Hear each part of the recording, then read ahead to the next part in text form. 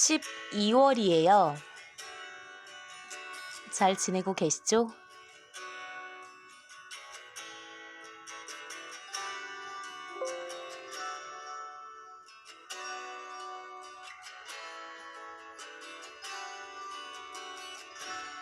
Y뉴스 외전 책 읽어주는 여자 나디아입니다.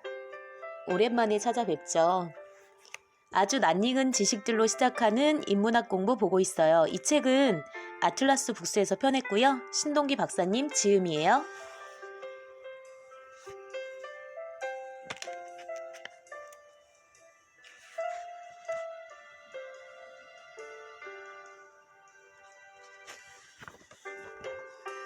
오늘은 일부 역사에서 6장 한국사, 역사는 스토리텔링의 보고다를 보도록 할게요.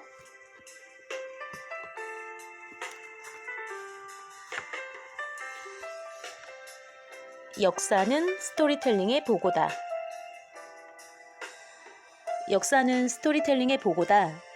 영화, 오페라, 소설, 게임, 드라마 등 콘텐츠를 다루는 상품 중 역사에서 스토리를 빌려오지 않은 분야가 거의 없다.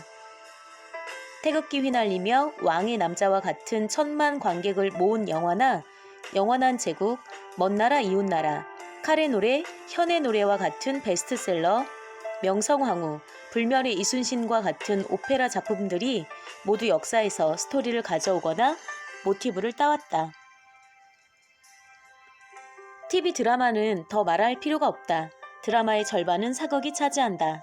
이처럼 역사는 우리의 과거를 살피고 민족 정기를 높이는 데뿐만 아니라 21세기에 곽광맞는 지식산업인 콘텐츠 비즈니스의 재료로서도 큰 의미가 있다.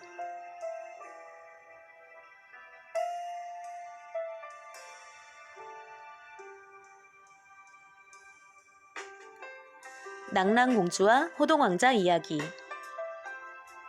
우리 역사에서 낙랑공주와 호동왕자의 이야기는 서양의 로미오와 줄리엣보다 더 흥미진진하다.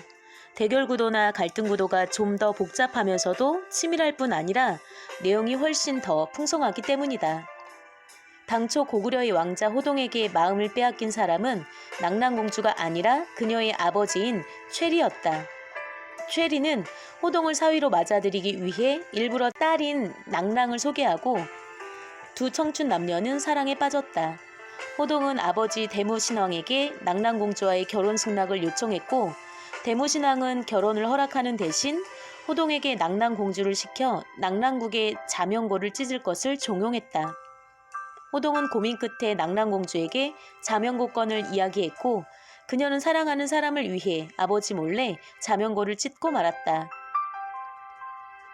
결국 호동이 고구려 군사의 선봉장이 되어 낙랑국을 공격해 들어갔을 때 찢어진 자명고는 더 이상 울리지 않았고 낙랑국의 왕 최리는 조국과 아비를 배신한 딸 낙랑공주를 죽이고 말았다.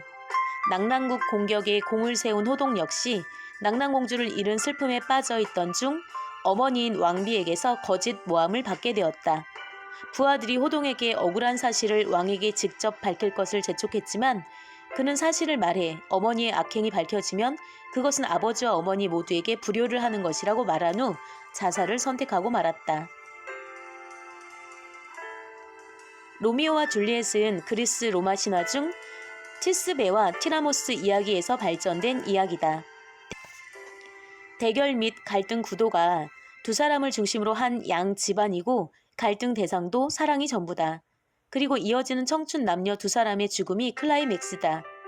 착오에 의해 두 사람 모두 죽는 안타까운 상황이 로미오와 줄리엣이 주는 비극적 감동이다. 여기에 비해 호동왕자와 낙랑공주 이야기의 갈등 대상은 사랑과 국가, 효도 세 가지다. 갈등 구도도 호동왕자와 낙랑공주를 중심으로 각각 사위와 며느리를 사랑하면서도 결국 승패를 가를 수밖에 없는 두 아비인 양국의 왕까지 포함되어 있다. 여기에 호동의 세력이 커지는 상황을 시기하는 어머니인 왕비와 그 모함을 죽음으로 사귀는 호동이 있다.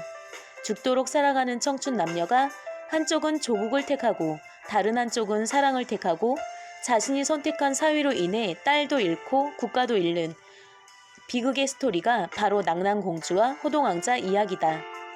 어떻게 세계인의 정서에 다가갈 수 있도록 포장하느냐에 따라 로미오와 줄리엣보다 훨씬 더 훌륭한 문화상품이 될 수 있다.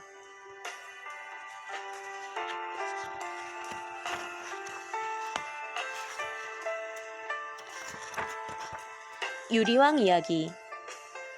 고구려의 두 번째 왕인 유리왕 이야기도 훌륭한 스토리텔링 소재가 될 수 있다. 고구려의 시조인 주몽은 북부여에 있을 때 예 부인에게 유리를 임신하게 한 상태에서 남으로 내려가 고구려를 세웠다. 유리는 태어났을 때부터 아버지가 없어 항상 주위에서 후레자식이라고 놀림을 받았다. 나중에 유리가 장성하자 예 부인은 내가 가진 유물을 7 모진 돌 위 소나무 아래 묻어두었으니 사내 아이를 낳거든 그것을 가지고 나를 찾아오게 하시오. 유물을 찾아내 가지고 오는 자를 내 아들이라 생각하겠소. 라고 한 주몽의 말을 아들에게 들려주었다. 장성한 유리는 그 말대로 7 모진 주춧돌 아래서 부러진 한쪽 칼끝을 찾은 후에 졸본성의 아버지를 찾아가 그것을 바쳤다. 주몽은 자신이 가지고 있는 부러진 칼과 유리의 칼끝을 맞추어 본 뒤 기뻐하면서 아들을 세자 자리에 세웠다. 이렇게 고구려의 2대 왕이 된 유리왕의 이야기는 사랑하는 여인 치희를 떠나보내면서 쓸쓸한 마음을 담아 읊었다는 그 유명한 황조가의 사연으로 이어진다. 왕이 바깥에서 만든 자신의 자식에 대해 자신의 대를 이을 영웅 자격이 있는지 없는지 힘이나 지혜로 테스트한다는 방식의 이야기는 동서 양 모두에서 찾아볼 수 있다. 유리왕 이야기는 그리스 로마 신화에 나오는 영웅 테세우스 이야기와 비슷하다. 이 이야기는 아테네의 왕 아이게우스가 신탁을 받고 나서 트로이젠의 공주 아스트라와 잠자리를 한 뒤 큰 바위 밑에 자신의 신발과 칼을 묻어놓고 나중에 아이가 장성해서 바위 밑에 물건을 꺼낼 수 있으면 자신을 찾아오게 하라고 했다는 내용을 담고 있다.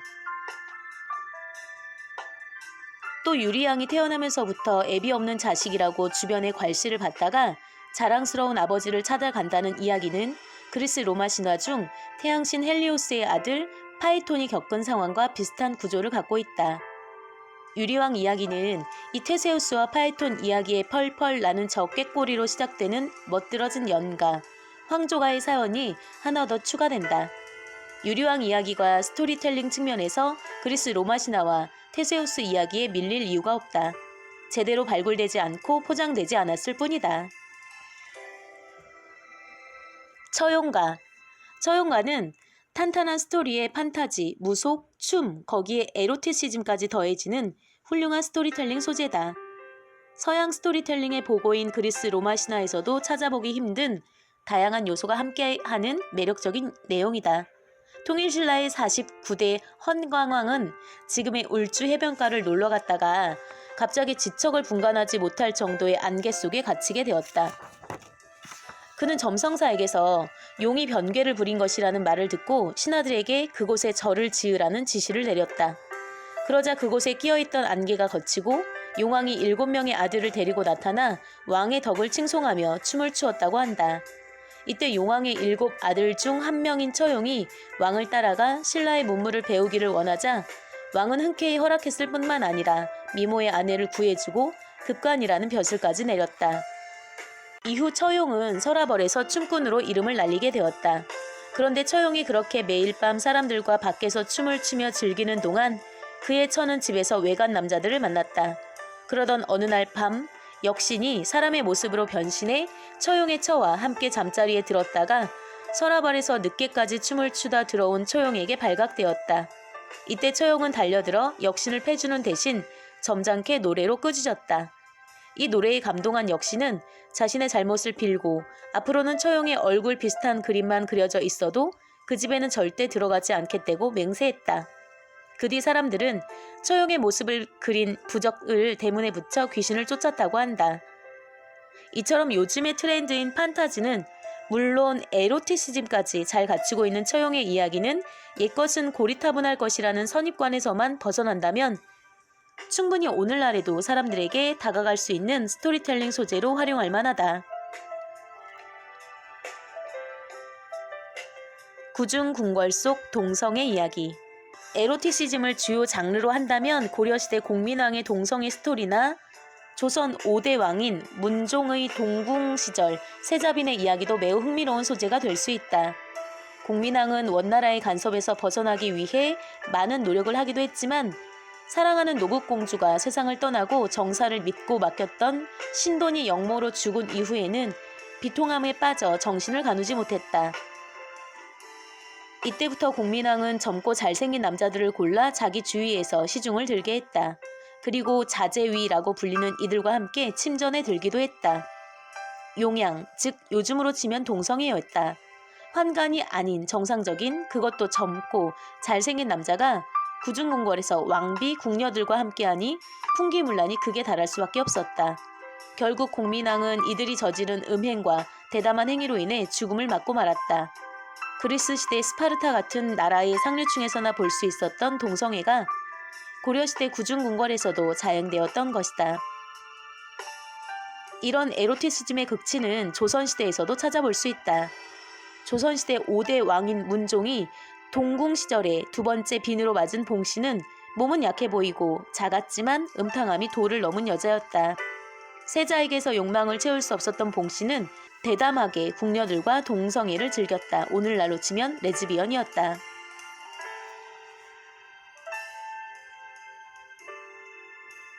역사가 가치를 창출하는 시대.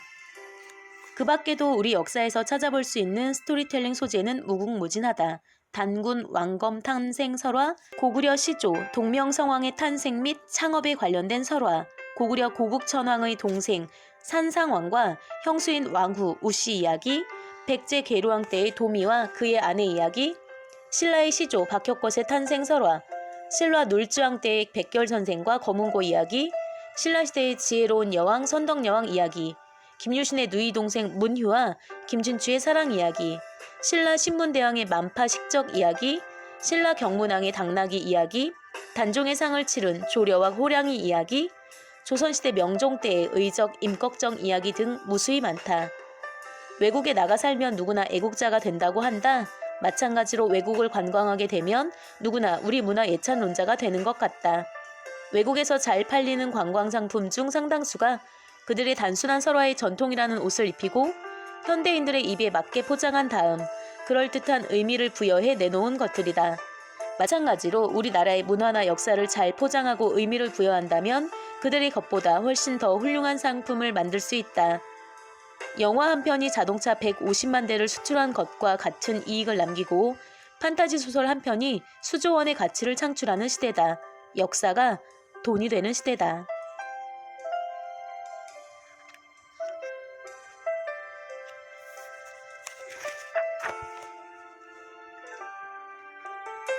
호동왕자 이야기가 이렇게 가슴 아픈 거였네요. 동성애. 사람은 예전이나 지금이나 똑같이 사람이죠.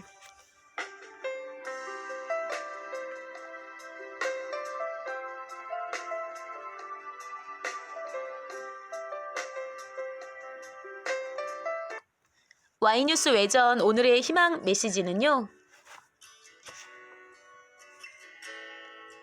인간은 자연이 필요하지만 자연은 인간이 필요하지 않다입니다. 이 말은 한 중학생의 생각이거든요.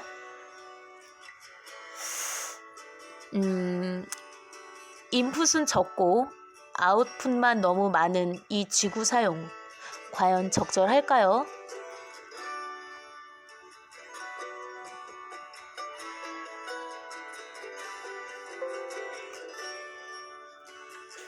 Y뉴스 외전 124번째 시간은 여기까지예요.